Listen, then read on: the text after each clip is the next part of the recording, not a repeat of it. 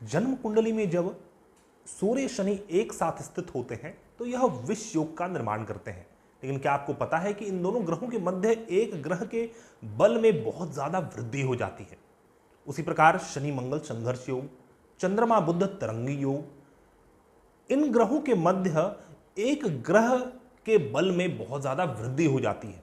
क्यों ऐसा होता है?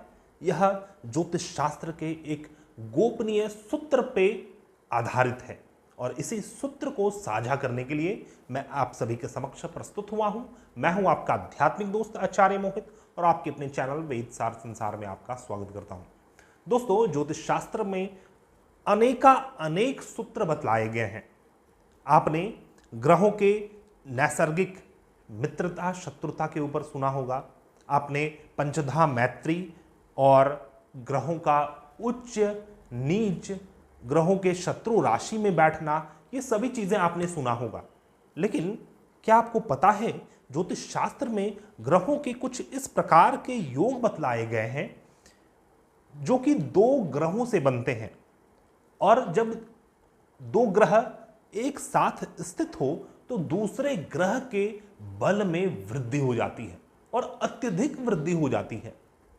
और यह ग्रह संबंध भी बहुत ज्यादा अजीब है क्योंकि यह ग्रह योग, यह ग्रह युति दो शत्रु ग्रह के मध्य भी बन जाता है। आपने देखा होगा जब चंद्रमा और बृहस्पति साथ में स्थित होते हैं तो यह गज केसरी योग का निर्माण करता है और चंद्र के बल में वृद्धि हो जाती है। तो यह तो एक शुभ योग है। चंद्रमा और बृहस्पति दोनों मित्र ग्रह हैं, आपस में इनकी मित्रता है। लेकिन कई ऐसे योगों के बारे में बताया गया है जो दो ग्रह आपस में परम शत्रु हैं। सूर्य और शनि आपस में परम शत्रु हैं, लेकिन फिर भी जब दो ग्रह सूर्य और शनि साथ में स्थित हो तो शनि के बल में वृद्धि हो जाती है। आइए समझते हैं ग्रहों के बल में वृद्धि का अर्थ क्या है। तो जब भी कोई ग्रह आपकी कुंडली में अस्त अवस्था में है या फिर मृत अवस्था में है, वृद्ध अवस्था में है, बाल्य अवस्था में है, अपने कुमार अवस्था में है या फिर ग्रह अपने नीच की राशि में बैठा हुआ हो, अपने शत्रु के साथ बैठा हुआ हो, तो ग्रहों के बल में कमी आ जाती है। लेकिन जब इस प्रकार के योग बने हुए हों जो मैं अभी आपको बतलाने जा रहा हूं तो ग्रहों के बल में वृद्धि हो जाती है। क्या है योग, पहले इसके ऊपर हम बात करते हैं। जैसे सूर्य शनि साथ में स्थित हो तो शनि के बल में वृद्धि हो जाती है और जब शनि और मंगल साथ में स्थित हो तो मंगल के बल में वृद्धि हो जाती है। उसी प्रकार जब मंगल और बृहस्पति ग्रह साथ में स्थित हो तो बृहस्पति के बल में वृद्धि हो जाती है और बृहस्पति और चंद्रमा जब साथ में स्थित हो तो चंद्र के बल में वृद्धि हो जाती है।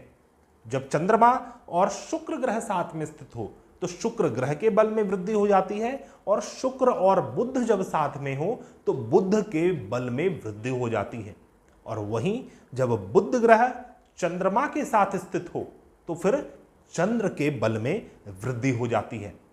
तो आपने कई सारे यहां पर ग्रह योग के ऊपर समझा। हमने कुल मिलाकर 7 योगों के ऊपर बात किया। सूर्य शनि, शनि मंगल, मंगल बृहस्पति, बृहस्पति चंद्रमा, चंद्रमा शुक्र, शुक्र बुध और बुध और चंद्रमा। तो यहां पर आपको यह नहीं देखना है कि सूर्य और शनि विष योग का निर्माण हो रहा है तो शनि के बल में वृद्धि कैसे होगी, क्योंकि जो विष योग है उसका तो अपना फल है जीवन में, उसका जो भी फल है वो आपको अवश्यमेव प्राप्त होगा। लेकिन मान लीजिए यही विष योग मेष राशि में बना हुआ हो जिसके स्वामी मंगल ग्रह हैं और यहां पर सूर्य उच्च के हो जाते हैं और शनि नीच के हो जाते हैं। शनि नीच के होने के बाद भी यहां पर चूंकि यह सूर्य के साथ बैठे हुए हैं तो शनि के बल में अत्यधिक वृद्धि हो जाएगी। शनि ग्रह अपने शत्रु की राशि में भी बैठे रहेंगे। मान लीजिए शनि ग्रह सिंह राशि या फिर कर्क राशि में बैठे हुए हों, उसके बाद भी शनि ग्रह अच्छा परफॉर्म कर पाएंगे। तो जब भी इस प्रकार के योग बने होते हैं तो कोई एक ग्रह अपना पूर्ण फल प्रदान करता है आपको। मान लीजिए कोई ग्रह अपने बाल्यावस्था में हो मृत अवस्था में हो, कुमार अवस्था में हो या फिर अपने वृद्ध अवस्था में हो, तो अवस्था कमजोर रहने के बाद भी या फिर सुप्त अवस्था में हो, उसके बाद भी ग्रहों के बल में वृद्धि हो जाएगी। जो कि मैंने एग्जाम्पल लिया, मान लीजिए एग्जाम्पल लेते हैं चंद्र और बुध का। चंद्र बुध में मान लीजिए चंद्रमा जो है यह कुमार अवस्था में है। कुमार अवस्था में कोई भी ग्रह अपने 3 गुना फल को कम प्रदान करते हैं, तो ग्रह का बल काफी कम हो गया।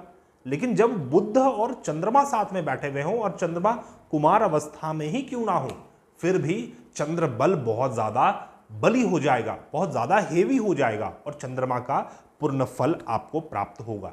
उसी प्रकार मान लीजिए कोई ग्रह अपने नीच की राशि में बैठे हुए हों, फॉर एग्जाम्पल मंगल और बृहस्पति का एग्जाम्पल लेते हैं। मान लीजिए मंगल बृहस्पति का योग मकर राशि में बना हुआ हो, जहां पर मंगल ग्रह उच्च के होते हैं और बृहस्पति नीच के होते हैं। उसके बाद भी बृहस्पति के बल में अत्यधिक वृद्धि हो जाएगी। बृहस्पति अपने पूर्ण फल को प्रदान करेंगे।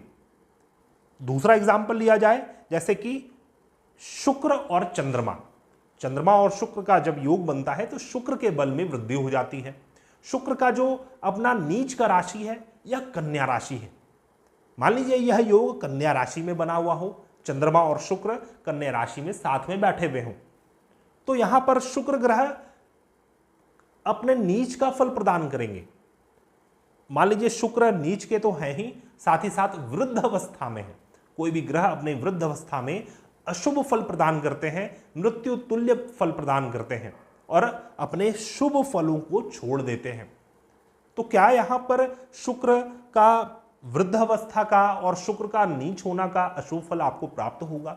बिल्कुल नहीं होगा, क्योंकि शुक्र ग्रह यहां पर चंद्रमा के साथ स्थित है।